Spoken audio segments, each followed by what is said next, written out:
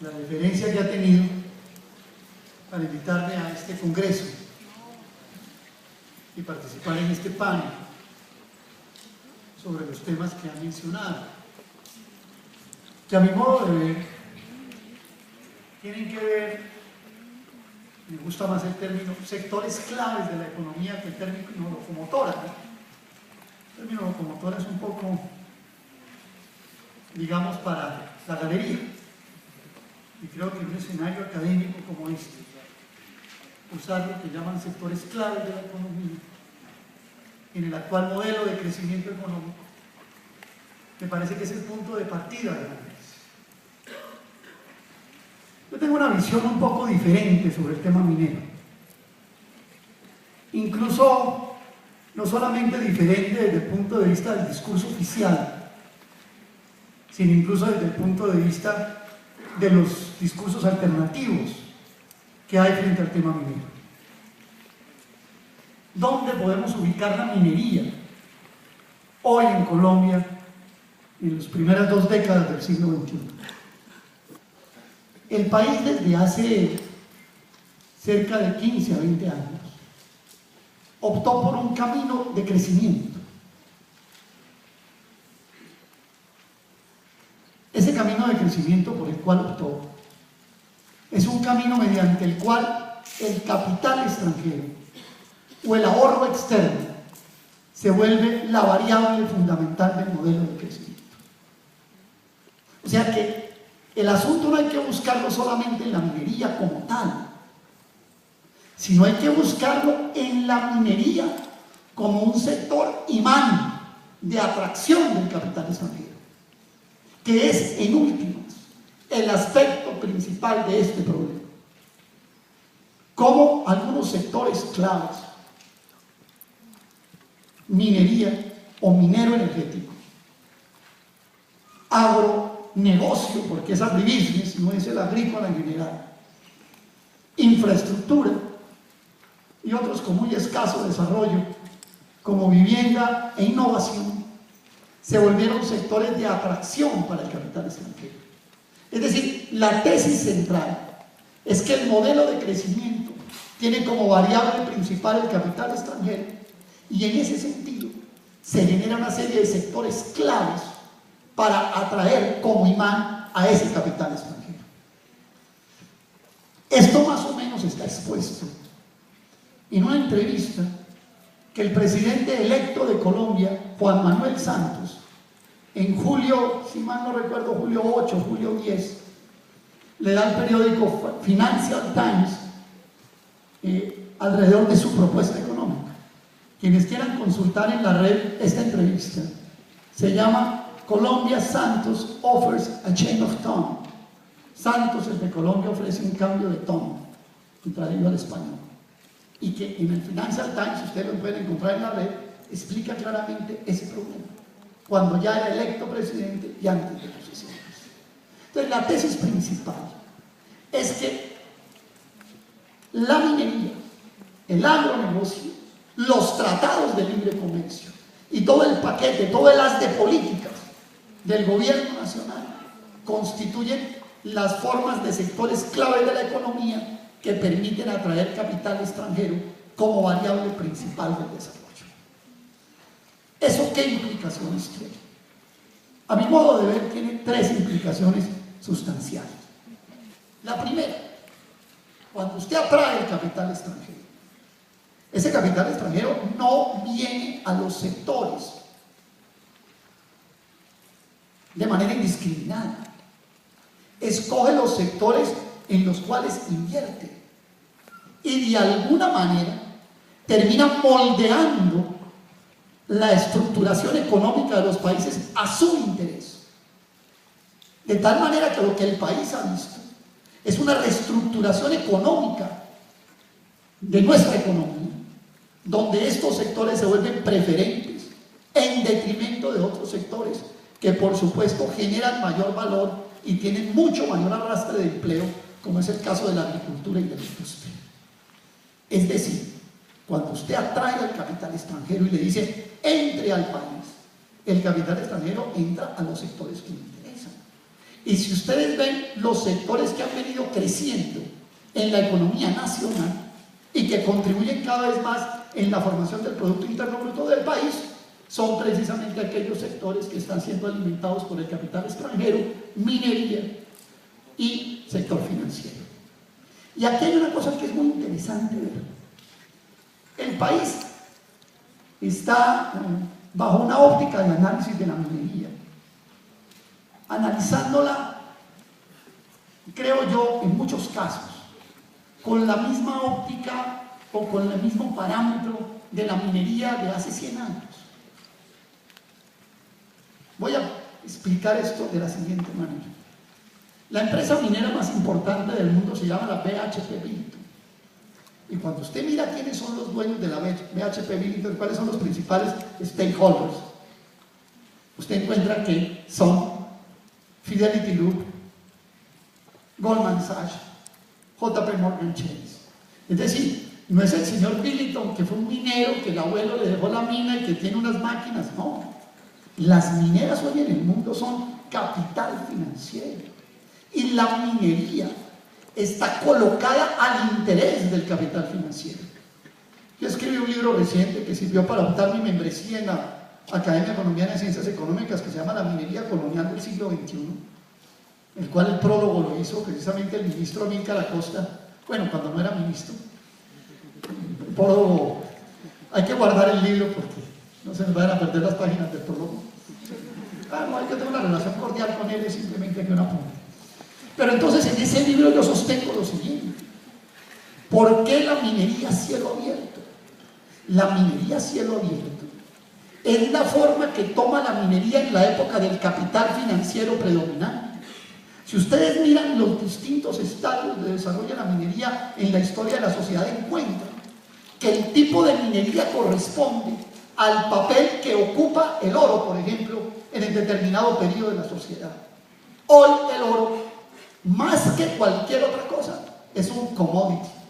Yo les quiero contar lo siguiente: el 40% del oro que se consume al año en el mundo, que son más o menos 4.000 toneladas de oro, es reciclado.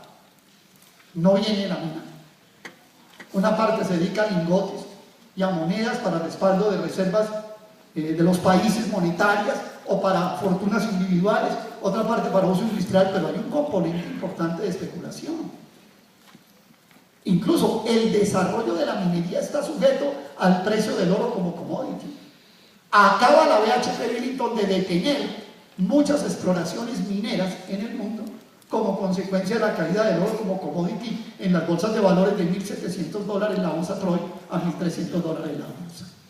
Luego aquí la minería tiene tanto de materia prima para procesos industriales, como usted señalaba, doctor Juntito, pero tiene mucho más como elemento commodity que está sujeto a los portafolios financieros. Y la minería en Colombia se explica en buena medida, con excepción de la del carbón, que sirve como combustible o como fuente de energía, especialmente de uso industrial en Europa y en los Estados Unidos, fundamentalmente como un mecanismo de especulación. Y lo voy a explicar todavía más. Cuando el señor Cutifani, que era el presidente de la Anglo-Gold Ashanti, sale y da una rueda de prensa en la bolsa de Toronto y dice que están explorando la mina La Colosa de oro en Colombia, que puede proveer en el futuro el 20% del oro del mundo y que es una mina generadora de compañía. Cuando salen dice que explorando 100 metros abajo de la superficie han encontrado que ya hay 4 o 5 onzas de oro por cada tonelada de roca. Inmediatamente se disparan las acciones de la Anglo-Gold Ashanti y la valoración de un activo entregado en forma de concesión, sujeto a unas regalías, por supuesto, en un contrato concesionario que le entrega el gobierno colombiano. Ese activo de La Colosa, por ejemplo, fue entregado a $700 la onza cuando el oro estaba a $700 la onza y hoy está a $1.300. ¿Cuánto se ha valorizado ese activo y cuánto genera eso como valor de mercado para la compañía?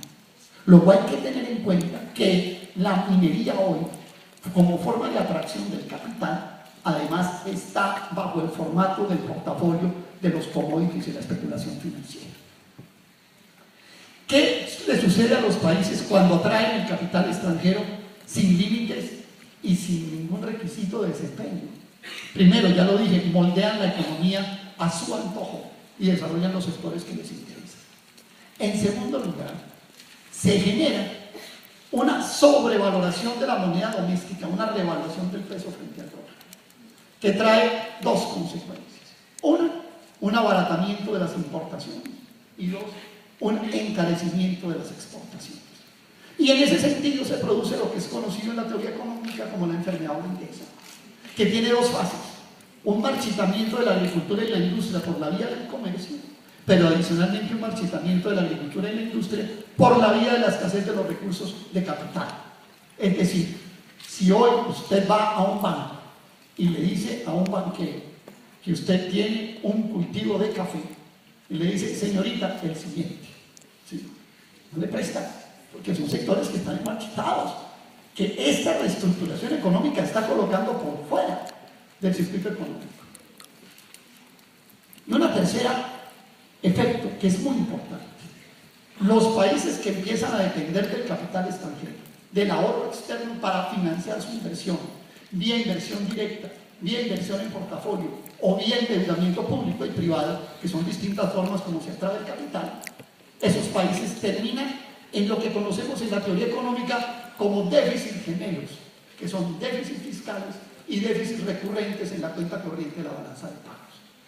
Ojo con este dato: en el primer semestre del año 2013, primer semestre de este año, hace 2 meses, Colombia ya tiene un déficit en la cuenta corriente de la balanza de pagos equivalente al 3,2% del Producto Interno Bruto del país.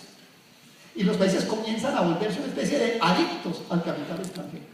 Y cuando ese capital extranjero puede no dejar de venir, pero los montos de capital pueden en un momento dado escasearse o trancarse, estos países entran en colapso. Aquí hay que tener una vena prendida a un santo que se llama Ben Bernanke, que sigue inyectándole dólares a la economía mundial. El día que el señor Bernanke o la señora Yellen, que lo va a reemplazar, digan que se van a acabar de emitir dólares, los 65.000 millones de dólares que están emitiendo mensualmente, y que se va a parar esas emisiones laxas de dólares y comiencen los flujos a volver otra vez a los mercados originarios, abróchense los cinturones porque vamos a aterrizar. Entonces, los países que tienen dependencia del modelo de capital extranjero como variable principal del crecimiento, y en esto quiero hacer una precisión: no estoy haciendo aquí una clase de xenofobia contra el capital extranjero, estoy señalando que no pueden ser la variable principal del crecimiento, porque generan enfermedad holandesa. Es más, yo creo que en Colombia hay una enfermedad holandesa no solamente causada por la especialización en la explotación y exportación de recursos naturales no renovables, sino agravada por el modelo mismo de atracción de capitales. Miren ustedes la cuenta corriente de la balanza de pagos. La cuenta de capital está hoy a primer semestre del 2013, puede estar en 8.500 millones de dólares la cuenta de capital positivos, pero mire, cuando uno mira el saldo en la cuenta corriente de la balanza de pagos, estamos en menos 7.000 millones de dólares. Porque la inversión extranjera viene y se reproduce y se multiplica. Y nosotros tenemos un déficit de cuenta corriente de la balanza de pagos negativo, aunque tenemos superávit comercial, tenemos un déficit en la balanza de servicios y tenemos un déficit en la renta de factores, porque esa renta de factores se vuelve negativa para el país. ¿Y el país qué tiene que hacer? Ir a endeudarse al mercado de deuda para poder financiar ese déficit en la cuenta corriente de la balanza de pagos. Luego, lo primero que quiero decir es que la minería afecta a la agricultura desde el punto de vista de la propuesta de modelo de crecimiento. Y aquí todavía no he hablado de medio ambiente, ni de agua, ni de superposición territorial, ni nada de eso. Es decir, la minería y el modelo de variable de capital extranjero al cual está circunscrita es claramente atentatoria al desarrollo de la agricultura y especialmente a la agricultura minifundista de exportación. ¿Por qué la inconformidad agraria y campesina en Colombia comenzó por el café? Yo les quiero contar una cosa: el paro cafetero reclutó más gente, digámoslo así, que el mismo paro agrario. Y era obvio, porque el café es un producto 90% exportación y de base minifundista. O sea, es un producto que siente con mucho más rigor el encarecimiento de las exportaciones y siente con mucho más rigor el abaratamiento de las importaciones. No se les olvide que Colombia está importando entre 500.000 y 1 millón de sacos al año de café para el consumo interno por la caída en su producción. Este año creo que va a ser menos que una recuperación en la producción a raíz de la renovación de cafetales, pero el país es un país que se volvió ya importador de café, yo diría en un porcentaje del 80 al 50% del consumo interno. La segunda cosa que quiero señalar es lo que la profesora Zuluaga introduce en su cuestionario y que tiene que ver con el tema de la agricultura a gran escala. La misma cosa. ¿Qué es lo de la agricultura a gran escala en Colombia? Es la forma que toma el modelo de atracción de capital extranjero en la agricultura.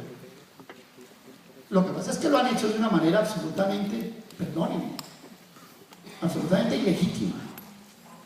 Porque Cargill se consigue en Colombia 62.000 hectáreas en la altillanura violando la ley.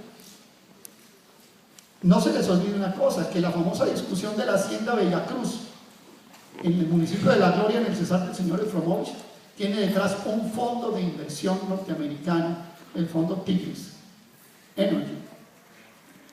Y detrás de todos estos grupos hay gran capital financiero en la adquisición de tierras para economía de gran escala. Sobre eso yo los quiero referir a ustedes, por razón de brevedad del tiempo, a que pueden consultar un documento del Banco Mundial que se llama Rising Global Interest for the Farmland, el creciente interés global por la tierra de cultivo. ¿Qué plantea el Banco Mundial? El Banco Mundial plantea lo siguiente: la tierra de cultivo en el norte del mundo ha venido decreciendo, más o menos en los países llamados industrializados, ha venido disminuyendo la tierra de cultivo en cerca de 2 a 3 millones de hectáreas al año, mientras en los países del sur del mundo, Asia, África y América Latina, la tierra de cultivo viene creciendo en 5 millones de hectáreas al año. ¿De qué se trata? Que en el año 2030 el mundo del sur del mundo tendrá que acrecentar en cerca de 70 millones de hectáreas la tierra destinada al cultivo, a los cultivos agrícolas. Ese estudio del Banco Mundial, que es un estudio bastante extenso, hace un recorrido y dice: en el mundo hay 400 y pico de millones de hectáreas disponibles para esta nueva oleada de acaparamiento y aprovisionamiento de tierras extranjeras. Y por lo tanto, estas 70 primeros millones de hectáreas hasta el año 2030 hacen parte de ese ir acaparando las mejores tierras. Aquí hay un problema muy grande. Si ustedes van al Departamento de Agricultura de los Estados Unidos y miran el valor de las tierras norteamericanas, puedo decirles que hoy, por ejemplo, un acre de tierra en el cinturón del maíz de los Estados Unidos, en el Corn Belt, está valiendo más o menos $13.500 por acre. Entonces, la agricultura, a los grandes operadores mundiales, Cargill, Bunge, ADM, Dreyfus, etc., se les está volviendo imposible, porque la tierra, esto es muy interesante, se está volviendo un recurso escaso. Es más, se está volviendo otro commodity financiero. Y en ese sentido, lo que hay que hacer es ir a estos países a acaparar y a tomar la tierra bajo el esquema de la agricultura a gran escala. Para eso, se está cuajando en Colombia una retroceso, una regresión en materia de distribución de la tierra que va a agravar lo que ya explicó la doctora Zuluaga. ¿Por qué? Porque desde la ley 135 del año 61 y posteriormente con la ley 160 del año 94 se destinó que las tierras baldías de Colombia eran tierras que estaban destinadas para el desarrollo de las reformas agrarias y la entrega de tierra a quienes no tenían. Eso en cumplimiento del artículo 64 de la Constitución, que estipula que debe haber preferencia para los trabajadores rurales en el otorgamiento de bienes públicos rurales como tierra, asistencia técnica, crédito, agua, etc. Se van a llevar por delante la ley 160 del año 94, doctora Zuluaga. Lo que va a presentar el gobierno en estos días como reforma agraria es simplemente la legitimación de la usurpación de tierras de grupos como Río Paila, como Cargill, como Indupalma, como Aval, que han venido acaparando a través de acciones jurídicas y de actividades jurídicas ilegales estas tierras de baldío. Y que le va a dar una señal al capital extranjero de que en Colombia la agricultura a gran escala, con todas las dificultades que tiene por materia de infraestructura y por una altísima acidez que tienen los suelos colombianos, altamente demandantes de cal para poder equilibrar su pH, a pesar de todo eso, se convierte en un atractivo importante para que el capital extranjero venga allí. El mismo Banco Mundial explica quiénes son los que están acaparando las tierras en el mundo. 3 agentes reconocen. Primero, aquellos países que con su propia tierra de cultivo no son capaces de alimentar a su población, y específicamente el caso de China e India, algo de Corea. Segundo, los grandes operadores logísticos que pueden adquirir tierra a bajo costo o a costo cero. Es muy importante esto que voy a decir aquí. Cuando uno va a la función agrícola básica, que es capital, tierra y trabajo, en general en la historia de la humanidad la agricultura se ha hecho con que la tierra la pone otro y el capitalista invierte. Pero de un tiempo para acá, en los últimos 50 años, el capitalista que desarrollaba la producción también adquiría la tierra. Y eso está generando un sobrecosto en la agricultura mundial que ahora lleva a los grandes operadores a buscar tierras en el mundo a costo cero. Y ojo, compiten en el mundo las distintas geografías agrícolas del universo por rentas diferenciales. Recuerden el concepto de renta diferencial, que es la ganancia adicional que viene en la agricultura por la calidad del suelo. Entonces lo que hay en el mundo es un estudio de competitividad de quién le ofrece a estos operadores la renta de referencial mayor o el menor costo de la tierra para hacer ingentes ganancias en sus operaciones, tanto agrícolas como de especulación y valorización con las tierras. Y hablando de especulación, también el Banco Mundial señala que los fondos de riesgo y los fondos de pensiones son otros compradores de tierra en la medida en que estos se vuelven activos que se van valorizando al ritmo de la inflación, y entonces son activos en los cuales los ahorradores o los pensionados, en el caso de los fondos de pensiones, no pierden el valor presente de sus activos. ¿Qué quiero decir yo con esto? Yo quiero decir con esto que lo que en Colombia estamos viendo, agricultura a gran escala, bueno, otro documento del Banco Mundial que citaría con más detalles si tuviéramos tiempo. Dice que la ventaja de la agricultura a gran escala, y en eso tiene razón la doctora Zuluaga, ni la agricultura a gran escala ni la minería son sectores líderes en creación y arrastre de empleo, por más de que uno le meta pues hasta ahí el que vende las paletas a la entrada de la mina, y bueno, no que puede meter un poco de gente, ¿cierto? Pero por más de que le metan eso,